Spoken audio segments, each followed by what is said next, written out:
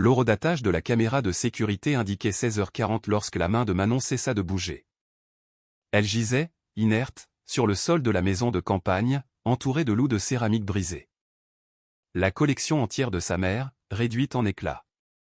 La porte en bois massif pendait, arrachée de ses gonds. Un vent glacial de décembre s'engouffrait par l'ouverture béante, charriant des flocons de neige qui venaient se mêler aux flaques sombres tachant le plancher. Au crépuscule, la caméra infrarouge bascula en mode nuit. C'est à cet instant précis qu'elle les a capturés. Des paires d'yeux ambrés, apparaissant une par une à la lisière des arbres. D'abord 2, puis 6, puis une multitude impossible à dénombrer, formant un cercle parfait autour de la modeste bâtisse. À 16h49, exactement 9 minutes après que Manon se fût effondrée, la plus grande ombre franchit le seuil. Le loup massif s'approcha de sa forme immobile, son oreille balafrée visible même sur l'image granuleuse. Il inclina sa tête imposante vers la main tendue de la jeune femme. C'est alors que les doigts de Manon se refermèrent sur un objet métallique à son cou, un sifflet d'argent que sa mère avait porté chaque jour de sa vie jusqu'à sa mort. La carte mémoire de la caméra s'arrêta là. 3 heures plus tôt, Manon se tenait à l'épicerie du village Miller, comptant pour la 3e fois les derniers 20 € qui lui restaient.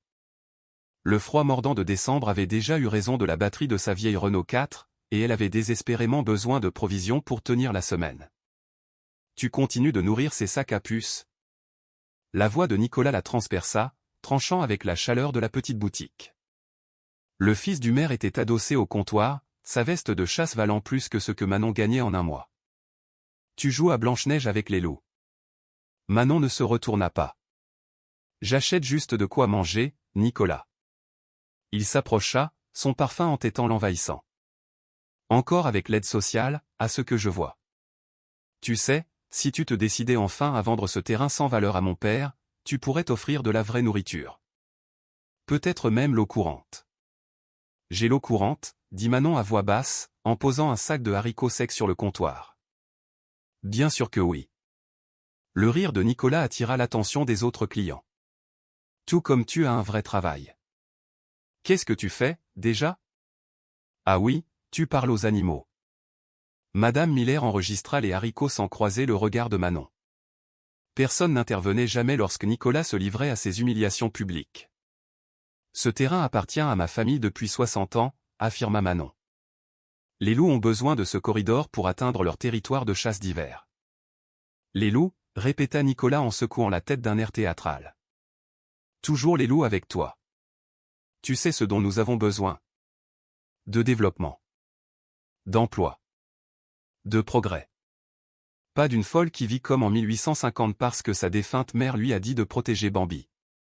Les jointures de Manon blanchirent alors qu'elle serrait son portefeuille. Sa mère était morte il y a 2 hivers, seule à l'hôpital pendant que Manon lui tenait la main, lui murmurant les anciennes promesses. La tutelle qui devait se poursuivre. Le projet de ton père détruirait le dernier corridor écologique entre les territoires du Nord et du Sud, déclara Manon. Sans lui, tout l'écosystème, cracha Nicolas. Tu parles exactement comme elle. Regarde où ça l'a menée, morte à 50 ans. Avec pour seul héritage une fille bonne à rien dans une cabane au fond des bois. Le silence se fit dans le magasin. Même Madame Miller arrêta de compter la monnaie. Manon se tourna enfin pour lui faire face. Au moins, elle n'a jamais élevé un fils qui empoisonne les sources d'eau pour forcer les gens à vendre. Le visage de Nicolas s'assombrit. Fais attention, la fille au loup.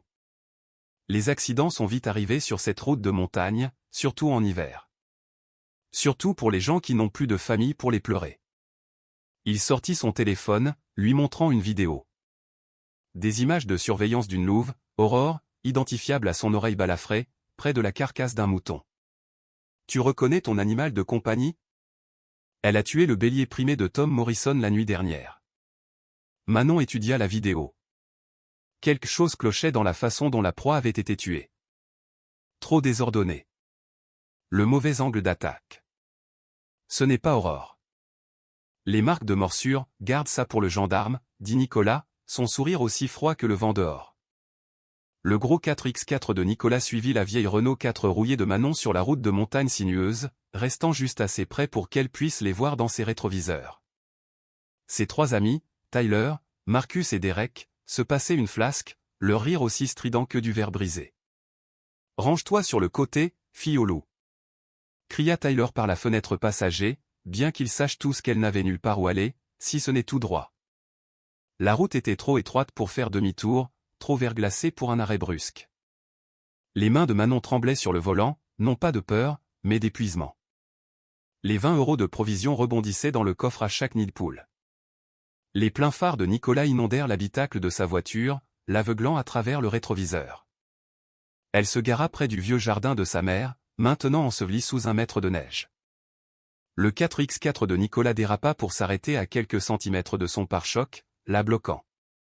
Les lois nationales de protection de l'environnement, dit Manon alors qu'il l'entourait. Vous ne pouvez pas, on ne peut pas quoi? Nicolas brandit un document à l'allure officielle. Un arrêté de protection du bétail signé par le juge Dubois il y a 1 heure. Nous avons l'autorité légale d'inspecter ta propriété à la recherche d'animaux dangereux. Manon lut le papier, son cœur se serrant. Le juge était l'oncle de Nicolas, bien sûr. Aurore n'a rien tué. Ce type de blessure vient d'un cougar, pas d'un loup. La profondeur des perforations, montre-nous les preuves, l'interrompit Marcus, repérant sa caméra de surveillance de la faune, montée sur un pin. Tu filmes toujours tout, par ici. Manon hésita. La carte mémoire de cette caméra contenait 3 mois d'images, les déplacements de la meute d'Aurore, leurs habitudes de chasse et, plus important encore, la preuve de l'innocence de la jeune mère louve. L'horodatage de la nuit dernière montrerait qu'Aurore était à 30 km au nord lorsque le mouton de Morrison est mort. Elle est dans la maison, mentit-elle. Mais ses yeux la trahirent, jetant un regard furtif vers la caméra. Derek grimpait déjà. Il arracha l'appareil et le lança à Nicolas. S'il vous plaît, s'avança Manon. C'est 3 mois de recherche. Ma thèse de doctorat. Nicolas retira la carte mémoire et la brisa en 2. Oups. Je suppose que tu devras tout recommencer. Maintenant, où est la louve? Elle n'est pas là. Alors ça ne te dérangera pas qu'on jette un œil. Nicolas la bouscula pour passer, ses amis le suivant. La porte de la maison, jamais verrouillée, s'ouvrit sous sa paume. L'intérieur était simple mais propre. La collection de loups en céramique de sa mère ornait la cheminée. 23 pièces collectionnées sur 30 ans. Son matériel vétérinaire occupait un coin, bandages, antibiotiques, sutures qu'elle avait achetées à la place de la nourriture. Des livres sur la biologie de la faune sauvage s'élevaient en piles instables. Et là, sur le petit bureau, son journal était ouvert. Tyler s'en empara le premier, lisant à voix haute d'un ton faussé moqueur. Aurore est revenue la nuit dernière. Sa gestation progresse bien. Elle m'a laissé sentir les petits bouger. La confiance entre nous se renforce chaque jour. Elle t'a laissé sentir les petits? Rit Derek. Tu écris des romans d'amour sur les loups, maintenant? Nicolas feuilleta les pages, son expression s'assombrissant. 1er décembre, la meute m'a montré sa nouvelle tanière. 5 décembre, j'ai appris à Aurore le signal de rappel d'urgence au sifflet. 10 décembre, l'intégration est complète. Ils m'ont accepté comme membre de la meute. Il leva les yeux vers Manon. Tu crois vraiment à ça? Que tu fais partie de leur meute? L'intégration comportementale est documentée dans de multiples études, le premier loup en céramique de sa mère explosa contre le mur. Marcus l'avait lancé, souriant aux éclats. Oups. Non. Manon se précipita, mais Tyler lui saisit les bras. C'était à ma mère. Un autre loup se brisa. Puis un autre. Nicolas balaya la cheminée de son bras, en voyant une douzaine d'autres figurines s'écraser au sol. Le bruit ressemblait à des os qui se brisent. Arrêtez, s'il vous plaît. C'est tout ce qui me restait d'elle. Ta grand-mère folle, dit Nicolas en écrasant un morceau sous sa botte. Celle qui hurlait à la lune. La maladie mentale est vraiment une affaire de famille. Il se dirigea vers son matériel vétérinaire, renversant les flacons, écrasant les boîtes de pilules. Tu sais quel est ton vrai problème, Manon? Tu te soucies plus des animaux que des gens. Tout comme ta mère. Elle a passé tout son temps à sauver des créatures blessées pendant que l'économie de la ville mourait. Le journal de Manon vola dans le poêle à bois, les pages se recroquevillant dans les flammes. 5 ans d'observation, murmura-t-elle. Bien. Maintenant, tu peux observer ça. Nicolas sortit un avis d'expulsion. 2 heures. Mon père l'a déposé ce matin. Conditions de vie insalubres, suspicion d'hébergement d'animaux dangereux. Et, il sourit, 3 mois de retard sur les impôts fonciers. J'ai payé ces impôts. Prouve-le. Oh, attends. Les archives départementales ont eu un petit incendie la semaine dernière. C'est vraiment malheureux. Derek revint de l'extérieur en secouant la tête. Aucune trace de la louve, mais j'ai trouvé quelque chose d'intéressant. Il tenait le téléphone satellite d'urgence de Manon, sa seule connexion au monde extérieur. Il produisit une étincelle, puis s'éteignit noyé dans la neige. Le temps presse, fille au loup, dit Nicolas en reculant vers la porte. La louve au lever du soleil, où les gendarmes t'escorteront hors de cette montagne pour de bon. Et si Aurore se montre après ça, il mima le tir d'un fusil, saison ouverte. Arrêté de protection du bétail, tu te souviens? Ils la laissèrent là, debout au milieu des céramiques brisées, l'héritage de sa mère en morceaux à ses pieds. Le vent d'hiver hurlait à travers la porte qu'ils avaient laissée ouverte, dispersant les cendres de son journal sur le sol. Manon tomba à genoux, rassemblant les fragments avec des mains tremblantes. Une oreille de loup ici, une queue là impossible à réparer, comme tout le reste dans sa vie. C'est alors qu'elle l'entendit. Un unique hurlement grave depuis la crête, au-dessus. L'appel distinctif d'Aurore, vérifiant si elle était en sécurité. La main de Manon trouva le sifflet d'argent à son cou, le dernier cadeau de sa mère, gravé de symboles qu'elle n'avait jamais compris. Les derniers mots de sa mère résonnèrent, seulement dans ton heure la plus sombre, mon amour. Quand tout aide humaine aura échoué, l'ancienne promesse demeure. Elle ne l'avait jamais utilisée, jamais eu besoin de le faire. Jusqu'à maintenant. Le métal était glacial contre ses lèvres alors qu'elle inspirait un air qui avait le goût de la faim. Manon resta à genoux pendant 20 longues minutes après que le 4x4 de Nicolas eut disparu en bas de la montagne. Les éclats de céramique avaient fait saigner ses paumes, mais elle ne le sentait pas. Le froid qui s'infiltrait par la porte brisée avait tout anesthésié. À l'intérieur, un autre type de gel avait commencé à s'installer. Le thermomètre près de la fenêtre indiquait moins 10 degrés, et la température continuait de chuter. L'équipe de Nicolas avait défoncé le panneau de protection du chauffage. Du liquide de refroidissement fuyait sur le sol en flaques visqueuses qui ne réchaufferaient plus jamais. Son bois de chauffage d'urgence était dehors, mais le cadenas de la remise avait été fracassé, la porte bloquée par un pied de biche passé dans les poignées. Manon se releva en s'appuyant sur la cheminée vide, laissant des empreintes sanglantes sur le bois. L'avis d'expulsion gisait sur la table où Nicolas l'avait laissé, lesté par la tête de la figurine de loup préférée de sa mère, la seule pièce encore intacte, séparée de son corps brisé. 24 heures, luait à voix haute, son souffle formant des nuages dans la chaleur mourante de la pièce. Conformément à l'arrêté départemental 247.3, pour non-respect des normes de sécurité de l'habitat, le jargon juridique se brouillait. Elle connaissait la vraie raison. Robert Harrison voulait cette terre pour l'expansion de sa station de ski. 200 hectares de nature sauvage intacte, le dernier corridor entre les territoires nord et sud.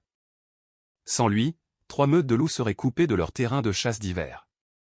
La population de cerfs exploserait. La végétation mourrait. L'écosystème entier s'effondrerait en 5 ans. Sa mère l'avait su, avait mené cette même bataille pendant 30 ans, tenant les promoteurs à distance avec une documentation minutieuse, des études d'impact environnemental, des recours aux protections nationales, tout cela consigné dans le journal que Nicolas venait de brûler. Manon essaya une dernière fois sa Renault 4. Le moteur ne toussa même pas. Du sucre dans le réservoir, comme elle le soupçonnait. Son téléphone satellite gisait en pièces sur le comptoir. Le voisin le plus proche était à 13 km, au bout d'une route impraticable à pied par ce temps. Il lui restait 12 heures de lumière du jour, peut-être moins avec les nuages d'orage qui s'accumulaient à l'ouest. Elle allait tout perdre. Manon se retrouva devant le bureau de sa mère. Le tiroir que Nicolas n'avait pas pris la peine de fouiller. À l'intérieur, enveloppée dans une toile cirée, se trouvait une photographie de 1962. Sa grand-mère se tenait dans cette même maison, entourée de loups. Pas près d'eux, entourée par eux. Ses mains reposant sur leur tête, leur corps pressé contre ses jambes comme des chiens dévoués. Au dos, l'écriture soignée de sa grand-mère, la promesse demeure, de 100 à 100, de gardien à gardien, jusqu'à ce que la montagne tombe. Manon n'avait jamais compris ce que cela signifiait. Sa mère avait tenté de lui expliquer une fois, quand le cancer avait atteint son cerveau et que la morphine la faisait divaguer. Quelque chose à propos d'un accord, un pacte conclu lorsque les premières routes avaient traversé la nature sauvage. Les loups se retireraient, et éviteraient les humains, survivraient dans les marges. En échange, une famille veillerait à ce que leur passage reste ouvert, leur tanière non dérangée. Mais si le gardien appelle, avait murmuré sa mère, serrant la main de Manon avec une force surprenante, ils doivent répondre. Les anciennes lois l'exigent. Manon avait pensé que c'était le délire. Des contes de fées nés de l'isolement et de l'anthropomorphisme. Elle avait un diplôme en biologie de la faune.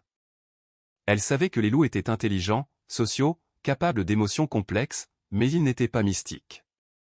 Ils ne faisaient pas de pacte. Ils ne se souvenaient pas de promesses faites il y a 60 ans. Le sifflet d'argent pesait lourdement contre sa poitrine. Sa mère l'avait porté tous les jours, même à l'hôpital, jusqu'à son dernier souffle. Les infirmières l'avaient enlevé, nettoyé, et le lui avaient donné dans un petit sac en plastique avec l'alliance et les lunettes de lecture de sa mère. Elle n'avait jamais soufflé dedans. Sa mère lui avait fait promettre, seulement en cas de véritable nécessité. Seulement quand tout le reste a échoué. Ce n'est pas un jouet, Manon. C'est une invocation, et les invocations ont des conséquences. Manon se tenait sur le seuil de sa maison brisée, regardant la forêt qui s'assombrissait. Aurore était quelque part là dehors, pleine, traquée, marquée pour mourir parce que Manon n'avait pas réussi à la protéger. La meute était là dehors, ignorant que leur monde était sur le point de rétrécir, leurs anciens sentiers coupés par le béton et l'acier. Elle n'avait plus rien à perdre. Le sifflet était étonnamment chaud contre ses lèvres, comme s'il avait attendu. Manon inspira, aspirant tout l'air froid de la montagne dans ses poumons, puis le relâcha en 3 longues notes basses qui semblaient venir de plus profond que sa poitrine. Le son n'avait rien à voir avec un sifflet ordinaire. Il résonnait, s'harmonisait avec lui-même, créant des sous-tons qui faisaient vibrer ses os. Puis, le silence. Complet, absolu. Même le vent s'arrêta. Alors, du nord, une réponse. Un hurlement différent de tout ce qu'elle avait entendu en 5 ans d'études. Il fut suivi par un autre de l'est. Puis du sud. Puis de tant d'autres qu'elle ne pouvait plus identifier les directions, le son s'amplifiant en une symphonie qui faisait résonner les montagnes. Les jambes de Manon cédèrent. Elle s'assit lourdement sur les marches du porche, le sifflet tombant de ses doigts engourdis pour pendre contre sa poitrine, vibrant encore. Ils sortirent de la forêt comme des fantômes. D'abord Aurore, son oreille balafrée marquant son identité même dans la lumière mourante. La louve pleine se déplaçait lentement mais délibérément, ses yeux ambrés ne quittant jamais le visage de Manon. Derrière elle, des formes se matérialisèrent d'entre les arbres. 5, 10, 20. Toute la meute du vent du nord. Mais pas seulement eux. Manon reconnut Brutus, l'alpha massif de la meute des Hauts de l'Est, à 25 km d'ici. Elle vit Fantôme, la femelle blanche qui dirigeait la famille de la crête du Sud.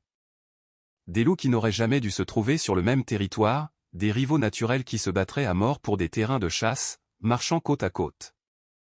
Aurore l'atteignit la première, pressant sa grande tête contre l'épaule de Manon. La chaleur du corps de la louve était comme une fournaise, la réchauffant à travers sa fine veste. Puis Aurore fit quelque chose qu'elle n'avait jamais fait auparavant. Elle prit doucement le poignet de Manon dans sa gueule, comme une mère louve transporte un louveteau, et tira.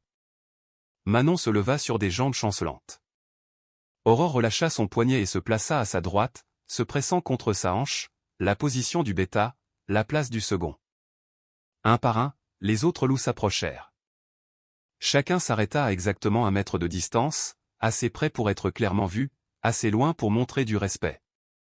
La lampe de poche de Manon, tombée de l'étagère mais fonctionnant toujours, les éclaira tour à tour. Là, le jeune mâle dont elle avait soigné la patte 2 ans plus tôt après qu'il se fût pris dans un piège illégal. La cicatrice était encore visible, mais il marchait sans boiter. La femelle âgée qu'elle avait traitée pour la gale l'hiver dernier, son pelage maintenant épais et sain. Les jumeaux adolescents qu'elle avait libérés d'une clôture enchevêtrée, leurs oreilles déchirées mais guéries. Chaque loup qu'elle reconnaissait avait une histoire, un moment où leurs chemins s'étaient croisés, où ses mains avaient offert de l'aide au lieu du mal. Mais il y en avait d'autres, des loups qu'elle n'avait jamais vus auparavant. Pourtant, il la regardait avec la même reconnaissance, la même attente. Le couple alpha des Hauts de l'Est s'approcha en dernier. Le mâle était énorme, au moins 65 kilos, avec un museau grisonnant qui témoignait d'années de survie en territoire hostile. Il s'arrêta juste devant Manon, ses yeux jaunes au niveau des siens. Puis il fit quelque chose qui glaça le sang de Manon. Il s'inclina. Le loup massif plia ses pattes avant, sa tête s'abaissant sous la sienne dans un geste de soumission qu'elle n'avait vu les loups offrir qu'à leurs propres alphas. Derrière lui, chaque loup, 43 au total, imita le geste. Le sifflet de Manon se mit à briller d'une douce lumière argentée, illuminant d'anciens symboles gravés dans le métal qu'elle n'avait jamais remarqué. Ce n'était ni des images ni des lettres, mais quelque chose de plus ancien. Quelque chose qui contournait ses yeux et parlait directement à ses os. La gardienne a appelé. L'ancien pacte s'éveille. La meute se souvient. Aurore leva la tête et hurla. Un son qui semblait rapprocher les étoiles. Et Manon comprit enfin. Elle n'était pas seulement une femme qui aidait les loups. Elle était ce que sa mère avait été, et sa grand-mère, et les femmes avant elle, remontant à une époque où les humains et les loups partageaient le monde différemment. Elle était la gardienne. Et à en juger par les lumières qui apparaissaient maintenant à la base de sa montagne des 4x4, des motoneiges, Nicolas revenant avec des renforts, elle était sur le point de découvrir exactement ce que cela signifiait. Nicolas se réveilla à 5h47, tiré du sommeil par l'appel de son père. La panique dans la voix de Robert Harrison était quelque chose qu'il n'avait jamais entendu. « Viens à mon bureau, tout de suite. »« Papa, il n'est même pas 6 heures. » Toutes les caméras de sécurité de la ville montrent la même chose. « Viens, c'est tout. » Nicolas sortit du lit en titubant, portant encore les vêtements de la veille, empestant le whisky de la célébration de leur victoire sur Manon. Par la fenêtre de sa chambre, la grande rue semblait normale dans l'obscurité de l'aube. Puis il les vit. 3 loups assis sous le lampadaire de la place principale, leurs yeux reflétant une lueur verte. Ils ne bougeaient pas, ne chassaient pas, ils étaient juste assis. Son téléphone vibra, des messages de Tyler et Marcus. Des photos affluèrent, des loups à la station-service, à l'épicerie, sur le terrain de jeu de l'école. Des dizaines d'entre eux, positionnés dans toute la ville comme des sentinelles. Nicolas attrapa son fusil et les clés de son 4x4, mais s'arrêta net sur le pas de sa porte. Aurore était assise sur son porche, son oreille balafrée impossible à confondre. 5 autres loups la flanquaient, disposés en un demi-cercle parfait autour de son véhicule. « Dégagez de là !» frappa-t-il à la fenêtre. Ils ne tressaillirent pas, ne grognèrent pas. Ils le regardaient simplement avec une intelligence qui lui donnait la chair de poule. Il appela le gendarme Moulin. « Il y a des loups qui encerclent ma maison. »« Ils encerclent la maison de tout le monde, » répondit Moulin, la voix tendue. « Mais ils n'attaquent pas. Ils attendent, c'est tout. La SPA ne veut pas venir, ils disent que ça dépasse leur juridiction.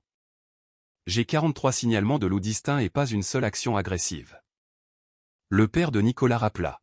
« N'essaie pas de conduire. Marche. » Il laisse les gens marcher. Le trajet de 6 pâtés de maison jusqu'à la mairie prit 20 minutes. Nicolas dut passer devant 14 loups, chacun se tournant pour suivre son mouvement avec une précision synchronisée.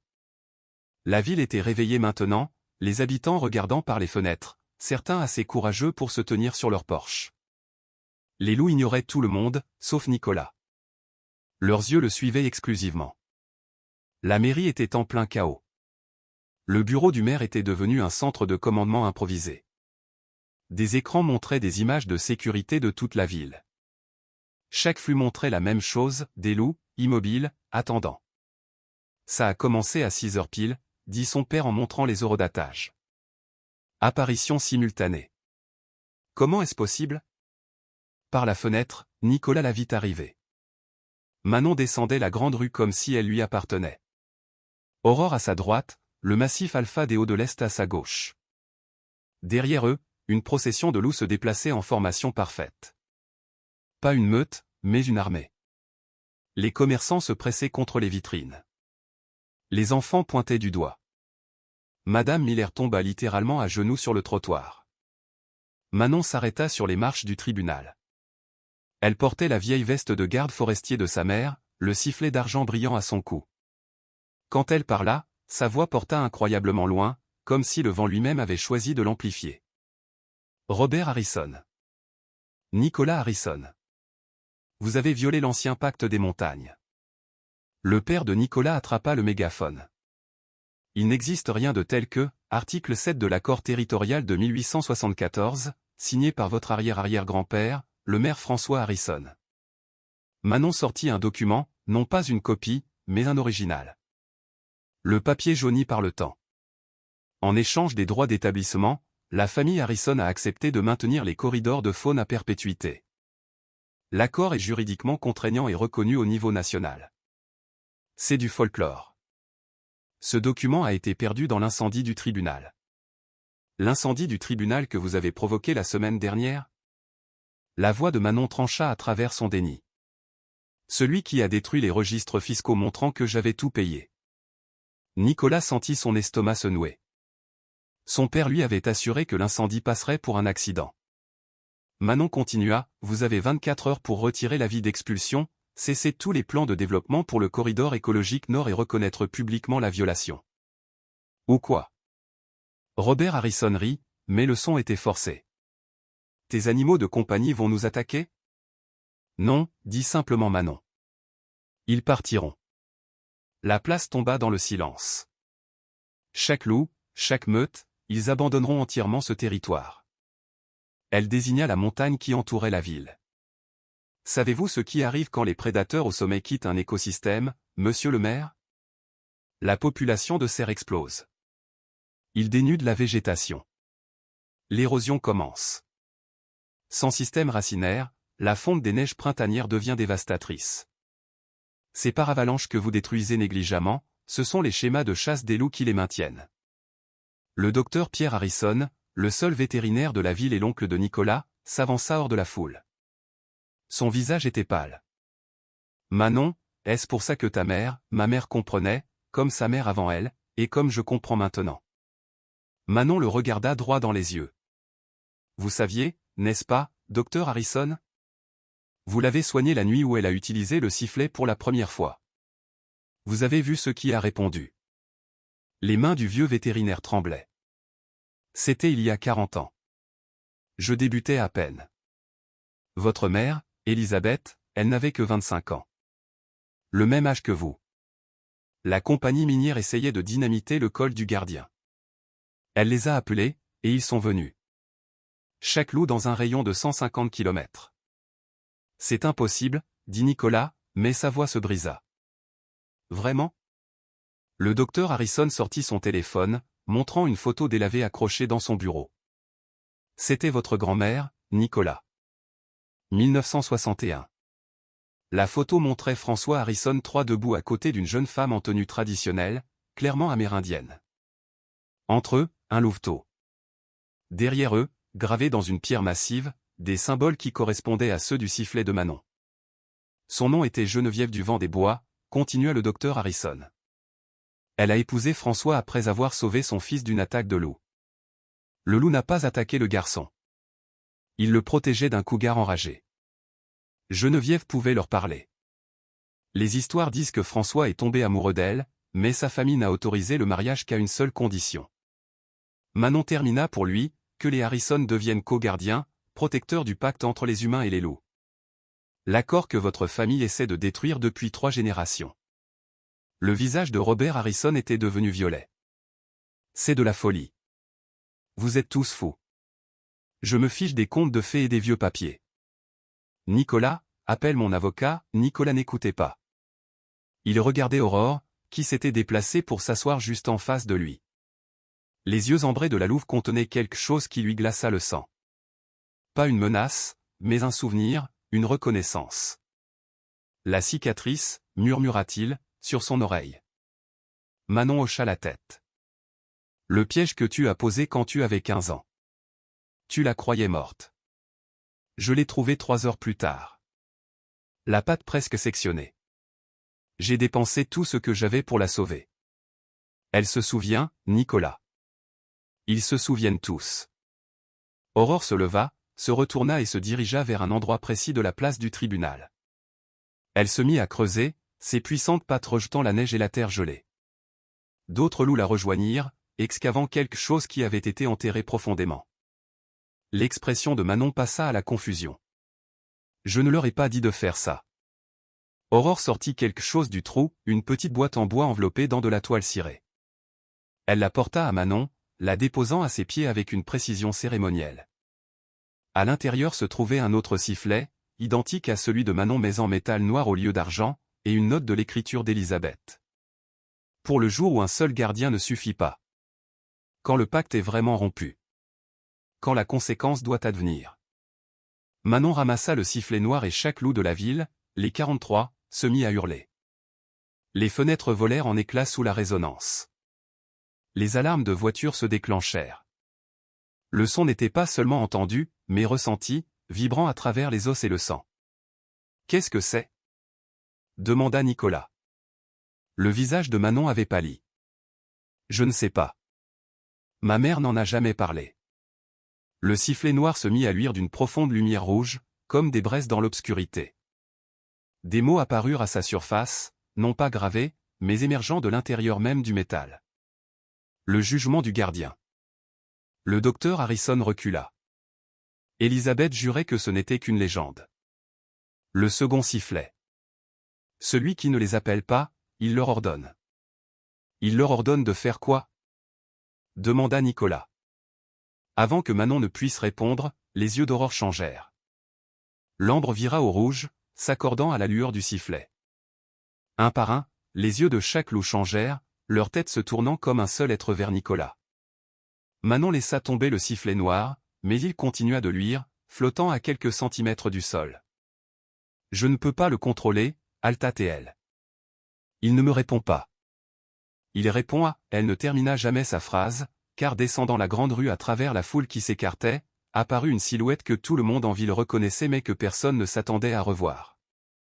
Élisabeth Windalker, la mère de Manon, morte depuis 2 ans, se déplaçait dans la brume matinale avec des loups la flanquant comme une garde d'honneur, son propre sifflet d'argent brillant à sa gorge.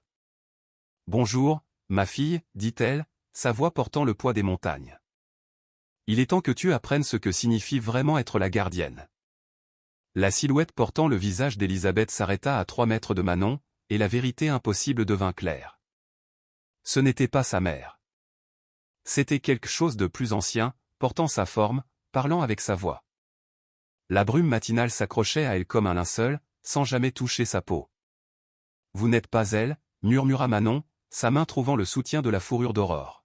« Je suis sa mémoire » répondit la silhouette, contenue dans le pacte, réveillée lorsque les 2 sifflets chantent ensemble. Chaque gardien laisse un écho. Ta grand-mère est ici aussi, ma fille, et la sienne avant elle. Le sifflet noir continuait de flotter, sa lueur rouge pulsant comme un battement de cœur. Autour de la place, les habitants se tenaient figés, leur téléphone enregistrant quelque chose que leur esprit ne pouvait pas traiter. « Montre-lui » ordonna l'écho d'Élisabeth à Aurore. « Montre-lui ce qu'elle a oublié. » Aurore s'avança, pressant sa tête balafrée contre la main de Manon. Le contact envoya un flot d'images dans l'esprit de Manon. Pas de la télépathie, mais quelque chose de plus profond, de plus ancien, une mémoire partagée par le toucher, par l'odeur, par le pacte lui-même. 5 ans plus tôt. Manon, à 20 ans, de retour de l'université pour les vacances d'hiver. Les hurlements avaient commencé à l'aube, l'agonie d'un animal déchirant le silence de la forêt. Elle avait trouvé Aurore à 3 kilomètres de la maison, un louveteau de 3 mois dont la patte était presque sectionnée par le piège illégal de Nicolas Harrison, les dents d'acier coupant jusqu'à l'os. « S'il te plaît, ne meurs pas » avait supplié Manon, enveloppant le louveteau dans sa veste. Le trajet jusqu'à la clinique du docteur Harrison, le sang s'infiltrant partout. Le hochement de tête triste du vétérinaire. Même si j'opère, elle ne marchera probablement jamais correctement. Rien que les lésions nerveuses. Ça coûtera 3 000 € juste pour essayer. Manon vidant son compte d'épargne étudiant. Chaque centime économisé en 4 ans de job d'été, de petits boulots. Survivant avec des pattes. Faites-le. 72 heures d'opération, d'antibiotiques. Manon dormant sur le sol de la clinique. Aurore, pas encore nommée, gémissant à travers le brouillard de la morphine. Manon lui chantant les berceuses de sa mère, celles qu'Élisabeth avait apprises de la sienne, des mots dans une langue presque oubliée. La 4e nuit, quand l'infection s'est déclarée. Le docteur Harrison préparant l'injection pour l'euthanasie. Le refus désespéré de Manon. Ses mains sur la fourrure brûlante du louveteau, murmurant des promesses. Je te protégerai toujours.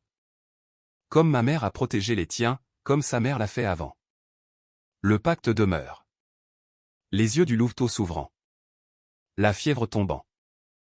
Le silence stupéfait du docteur Harrison alors que l'infection reculait sans explication. 3 mois de rééducation. Manon portant Aurore partout, lui réapprenant à marcher. La nuit où Aurore s'est tenue debout pour la première fois, chancelante mais déterminée. La nuit où elle a hurlé pour la première fois, un son minuscule qui a reçu des réponses de la montagne. 13 loups adultes apparaissant à la lisière de la propriété, observant le louveteau qui aurait dû mourir. Elisabeth, déjà en train de combattre le cancer mais le cachant, debout à côté de sa fille. Tu as été choisie, Manon. Pas par moi, mais par eux. Le pacte te reconnaît. Je ne comprends pas. Le garçon Harrison qui a posé ce piège, son arrière-arrière-grand-mère était la sœur de ma grand-mère, Geneviève du Vent des Bois. Le pacte était censé protéger les 2 lignées, humaine et lupine. Mais les Harrison ont oublié. Ils ont choisi la cupidité plutôt que la protection. La première chasse réussie d'Aurore. Son intégration dans la meute du Vent du Nord. Le jour où elle a apporté un lapin à Manon, le déposant à ses pieds comme une offrande. La prise de conscience progressive qu'Aurore n'était pas seulement reconnaissante, elle apprenait à Manon à lire le langage de la forêt. Les souvenirs s'estompèrent, laissant Manon haletante. Aurore était toujours pressée contre elle. Mais maintenant, Manon comprenait. Chaque cicatrice sur le corps de la louve était une carte de leur histoire commune. Chaque geste entre elles était un vocabulaire dans une langue au-delà des mots. Tu l'as sauvée avec plus que de la médecine, dit l'écho d'Elisabeth. Tu l'as sauvée avec le pacte lui-même, la promesse qui coule dans ton sang. Mais je n'ai aucune ascendance amérindienne, protesta Manon. Nous sommes des immigrants suédois, tu me l'as dit. Le sang n'est pas que génétique, mon enfant. Geneviève du Vent des Bois a adopté ma grand-mère quand elle est devenue orpheline. Elle lui a appris les anciennes coutumes. Le pacte peut être hérité par l'amour aussi sûrement que par la naissance. Nicolas s'avança, le visage tordu de rage. C'est une hallucination de masse. Quelqu'un a drogué l'approvisionnement en eau. Aurore se tourna vers lui, ses yeux rouges redevenant ambrés. Elle marcha lentement vers lui, s'assit juste devant et fit quelque chose qui fit sursauter toute la place. Elle parla, non pas avec une voix humaine, mais avec son corps, ses yeux, sa présence, d'une manière qui transcendait le langage. Tous ceux qui regardaient sur soudain, avec une certitude absolue, ce qu'elle disait. Tu m'as pris ma patte. Elle me l'a rendue. Tu m'as laissée pour morte. Elle m'a donné la vie. La dette est rappelée. Nicolas recula en trébuchant, le visage blême. Elle me regarde comme si elle savait. Elle sait, dit Manon doucement. Ils savent tous. Chaque cruauté, chaque gentillesse, chaque choix que nous faisons dans la forêt résonne à travers les générations. Le pacte n'est pas de la magie, Nicolas. C'est de la mémoire. C'est la conséquence. L'écho d'Elisabeth commença à s'estomper, devenant translucide. Le sifflet noir choisira son moment. Ma fille, quand le pacte sera brisé au-delà de toute réparation, il chantera de lui-même. Et quand il le fera, les loups décideront du sort de l'humanité dans ces montagnes. Attendez. Manon tendit la main vers la forme évanescente de sa mère. Comment puis-je l'arrêter? Comment puis-je protéger tout le monde? De la même manière que tu as protégé Aurore. Avec amour, avec sacrifice, en comprenant que nous ne sommes pas séparés de la nature, nous lui sommes redevables. L'écho disparut complètement, ne laissant que la brume matinale. Le sifflet noir tomba au sol, sa lueur éteinte. Manon le ramassa avec des mains tremblantes, sentant son poids, plus lourd que le métal ne devrait l'être, portant la gravité de tous les gardiens avant elle. Le téléphone de Nicolas sonna. La voix du gendarme était paniquée à travers le haut-parleur. Nous avons un problème. Ta fille Léa a disparu. La fenêtre de sa chambre est ouverte et il y a des traces de loup dans la neige qui s'éloignent de ta maison. Les mains de Nicolas tremblaient alors qu'il composait le numéro de son contact dans le Montana. Jensen, c'est Harrison. J'ai besoin de ton équipe ici avant midi. 43 loups, peut-être plus. Ça fait beaucoup de fléchettes tranquillisantes, répondit Jensen. Ça va coûter cher, pas des tranquillisants. De vraies munitions. Des balles à pointe creuse, tout ce qu'il faudra. Manon s'avança, Aurore grognant sourdement à ses côtés. Vous ne pouvez pas. Ils sont protégés au niveau national. Faux. Nicolas sortit son téléphone, montrant un arrêté d'urgence. Mon père l'a signé il y a 1 heure. Suspicion d'épidémie de rage. Dérogation pour sécurité publique. Le gendarme Moulin l'a contresigné pendant que tu jouais à la mystique. La foule murmura, mal à l'aise. Les parents rapprochèrent leurs enfants. Il n'y a pas de rage, protesta le docteur Harrison. Je suis le vétérinaire de la ville. Je n'ai pas vu un seul, tu as vu ce qu'on t'a dit de voir, mon oncle, le coupa Nicolas. Ou as-tu oublié qui paie pour la rénovation de ta clinique? L'esprit de Manon s'emballa. Des chasseurs professionnels avec des hélicoptères, des images thermiques, des armes de type militaire. Les loups étaient dispersés dans la ville, vulnérables. Aurore était pleine, plus lente que d'habitude. Les louveteaux dans les différentes tanières n'auraient aucune chance. 1 heure, annonça Nicolas à la foule. Rentrez chez vous. Enfermez vos animaux. Toute personne qui interférera avec l'opération d'élimination sera arrêtée. Il regarda directement Manon. Surtout toi. Le gendarme Moulin s'avança à contre-cœur, des menottes visibles à sa ceinture. Manon Windalker, je vais devoir vous demander de m'accompagner. Détention préventive pour votre propre sécurité. Vous voulez dire pour m'empêcher de les avertir? Dit Manon. Aurore se plaça entre Manon et le gendarme, les dents découvertes. Les autres loups sur la place se tendirent, leur veille paisible se transformant en une attente prête à exploser. Rappelle-les, exigea Nicolas. Ou on commence à tirer maintenant. La main de Manon se porta au sifflet d'argent, puis s'arrêta. Si elle sonnait la retraite, les loups fuiraient vers les montagnes, droit dans le piège que Nicolas avait préparé. Mais s'ils restaient en ville, ils étaient des cibles faciles. Nicolas sourit, reconnaissant son dilemme. L'équipe de Jensen sera là dans 3 heures. Ils sont déjà en train d'installer des postes d'appâtage le long de chaque route de sortie. De la viande empoisonnée. Le même mélange que nous utilisons pour les coyotes, mais concentré. Ils le mangeront en fuyant, en essayant de s'échapper. Monstre, murmura quelqu'un dans la foule. Nicolas se retourna vivement. Qui a dit ça? Personne ne répondit, mais Manon Villéa Harrison, la fille de 7 ans de Nicolas, debout à côté de la voiture de sa mère. Le visage de la petite fille était strié de larmes, ses petites mains serrées en poing. Papa, tu ne peux pas faire de mal aux loups, éclata Léa. Ils ne sont pas méchants. Je les ai vus. Monte dans la voiture, Léa. L'ex-femme de Nicolas, Claire, attrapa la main de sa fille. Ce ne sont plus nos affaires. Mais maman, j'ai vu la louve de Manon, celle avec l'oreille blessée. Elle était douce. Elle m'a laissé là, monte en voiture, maintenant. Léa regarda désespérément autour de la place, ses yeux rencontrant ceux de Manon un instant. L'enfant articula quelque chose que Manon ne put déchiffrer. Puis Claire s'éloigna, les pneus crissant sur la route verglacée. Le téléphone de Nicolas vibra. Excellent, dit-il après avoir lu le message. Jensen est en avance. Ils seront là dans 90 minutes. Oh, et Manon, ils apportent une surprise spéciale. Quelqu'un qui chasse Aurore spécifiquement depuis 2 ans. Il dit qu'elle a tué le chien de son frère. Aurore n'a jamais tué de chien, protesta Manon.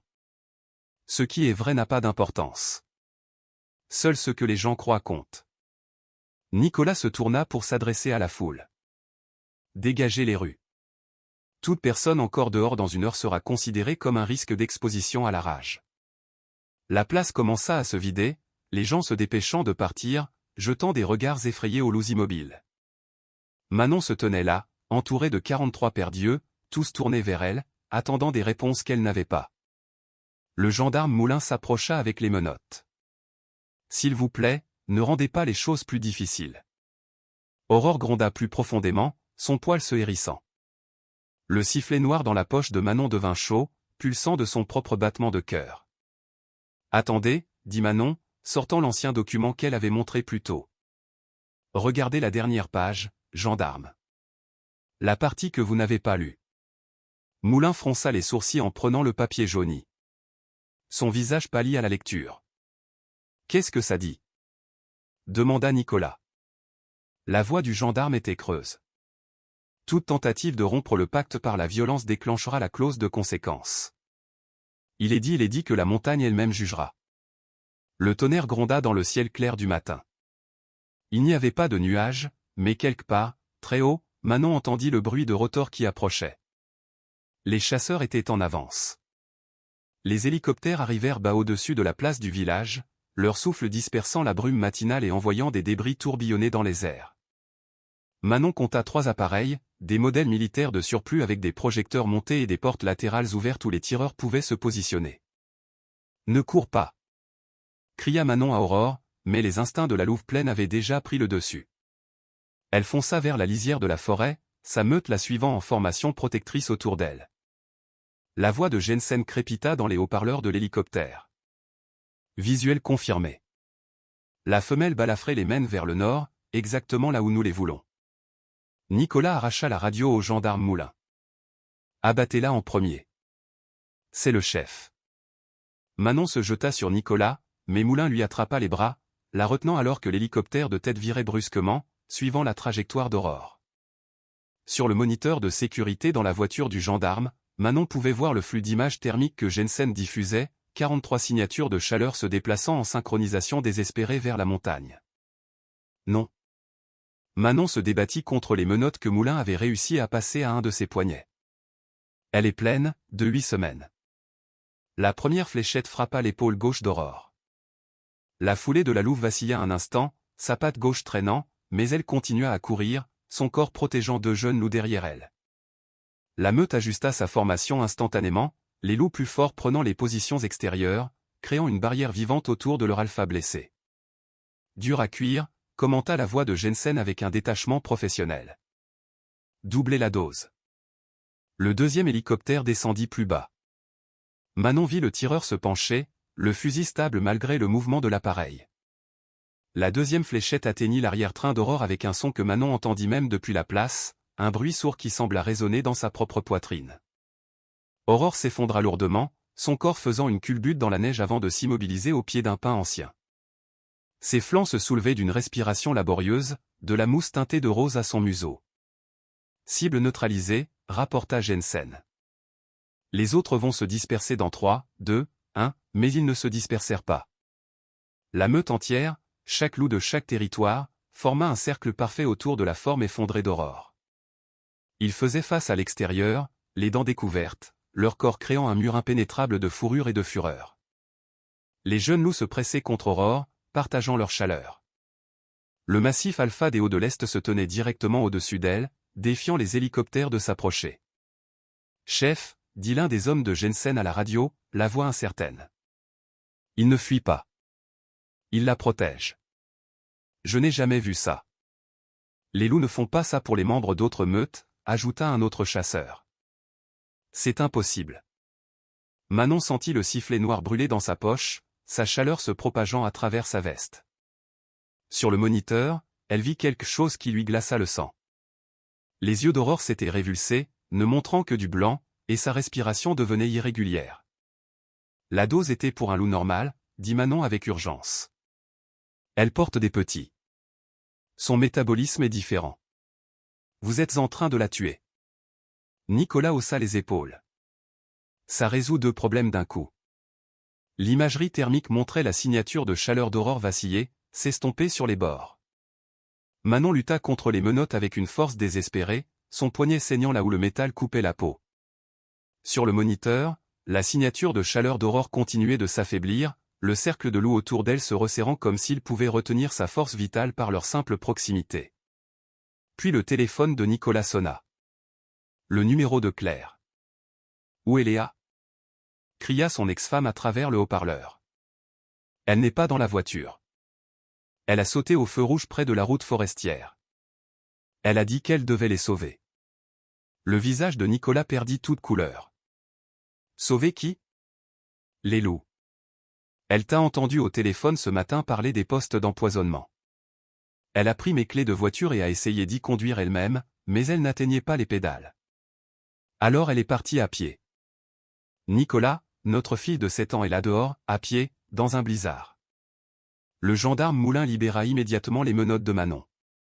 La route forestière mène aux anciens postes d'appâtage. C'est 10 kilomètres de nature sauvage. Manon courait déjà, mais pas vers la forêt.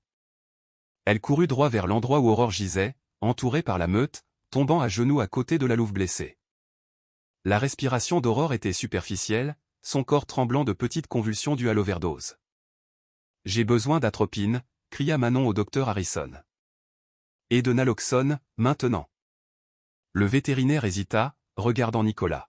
« Allez le chercher. » Rugit Nicolas, son sang-froid se brisant enfin. « Allez chercher tout ce dont elle a besoin. » Alors que le docteur Harrison courait à sa clinique, Manon pressa ses mains contre la poitrine d'Aurore, sentant le battement de cœur faible et irrégulier. Elle leva les yeux vers Nicolas, qui l'avait suivi jusqu'au cercle de l'eau. Ils s'écartèrent pour lui, reconnaissant son odeur de la confrontation du matin. « Votre fille est allée au poste d'appâtage, » dit Manon doucement. Elle savait pour le poison.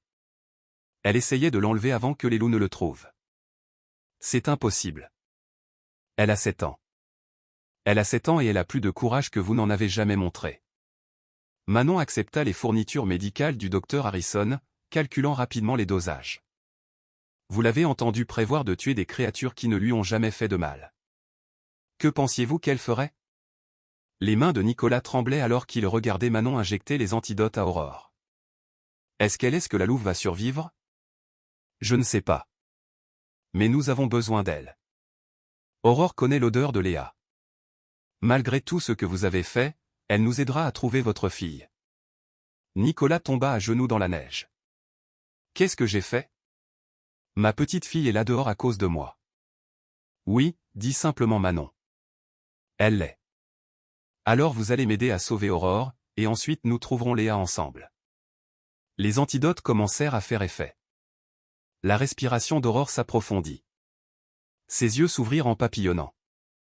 Elle essaya de se lever mais ne put pas, ses pattes trop faibles à cause des drogues. Manon siffla 3 notes courtes.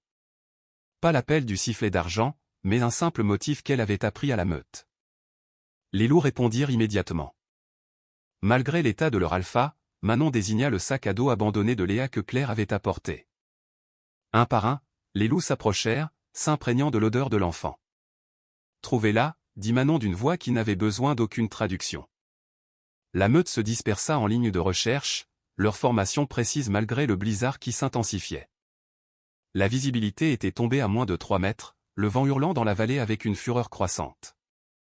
Manon aida Aurore à se relever, la louve s'appuyant lourdement sur elle. « Peux-tu la pister » murmura Manon.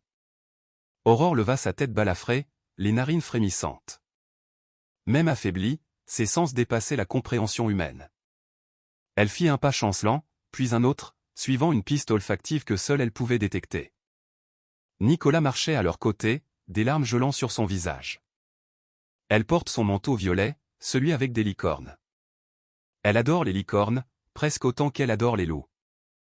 20 minutes après le début de la recherche, un jeune loup que Manon avait nommé Givre revint en bondissant dans la neige, portant quelque chose de violet dans sa gueule. L'écharpe de Léa. Où? Demanda Manon. Givre se retourna et courut, les humains luttant pour le suivre dans la neige de plus en plus profonde. Aurore se força, ses instincts maternels prenant le dessus sur les drogues dans son système. Nicolas trébucha et tomba 2 fois, mais se releva à chaque fois, poussé par le désespoir d'un père. La piste les mena à un ancien abri de forestier, abandonné depuis des décennies, qu'Elisabeth avait montré à Manon des années auparavant. La porte était ouverte, la neige s'accumulant à l'intérieur. Nicolas se précipita, mais Manon lui attrapa le bras. « Attendez. » 3 loups émergèrent de l'abri, non pas de la meute rassemblée, mais des membres de la famille de la Crête du Sud qui n'avaient pas été en ville. Ils étaient positionnés autour de quelque chose, leurs corps pressés les uns contre les autres, partageant leur chaleur. Au centre se trouvait Léa, inconsciente mais respirant. Son petit corps protégé du pire du froid par la fourrure et la chaleur des loups. Ils l'avaient trouvé effondré à 100 mètres de l'abri et l'avaient transporté à l'intérieur, tout comme leurs ancêtres l'auraient fait pour leur propre louveteau. Nicolas sanglota en prenant sa fille dans ses bras. Les yeux de Léa s'ouvrirent légèrement, le regard flou à cause de l'hypothermie. « Papa, j'ai essayé de les sauver. Les loups, ils ne sont pas méchants. Je sais, mon bébé. Je sais. » Le sauvetage fut filmé par les équipes de télévision qui avaient suivi la recherche. L'image de Nicolas portant Léa à travers le blizzard, entouré de loups protecteurs, avec Manon et Aurore en tête, serait sur toutes les grandes chaînes en moins d'une heure. De retour en ville, alors que les ambulanciers du SAMU traitaient Léa pour une légère hypothermie et des gelures, Nicolas se tint devant la foule rassemblée et les caméras. Sa voix se brisa à plusieurs reprises alors qu'il parlait. « J'ai faussement accusé Manon Windalker. J'ai fabriqué des preuves. J'ai tenté d'empoisonner des animaux protégés par la loi. J'ai détruit des archives départementales et commis un incendie criminel pour voler une terre qui n'a jamais été la mienne. » Il regarda directement un agent de l'Office national de la chasse et de la faune sauvage qui venait d'arriver. « Je suis prêt à faire face aux conséquences de mes actes. » L'agent s'avança avec des menottes, mais Manon intervint. « Léa a besoin de son père, dit-elle doucement. Un père qui a appris ce que signifie protéger plutôt que détruire. C'est l'homme qu'elle a besoin qu'il devienne. » Le maire Harrison, le père de Nicolas, se leva et annonça sa démission immédiate. « Avec effet immédiat, je transfère l'acte de propriété de l'intégralité du corridor nord 2000 hectares à la fiducie pour la faune Windalker, qui sera administrée par Manon Windalker. » Le conseil municipal vota à l'unanimité pour soutenir le transfert. Alors que Nicolas était emmené en détention, il s'arrêta à côté d'Aurore, qui était soignée par le docteur Harrison.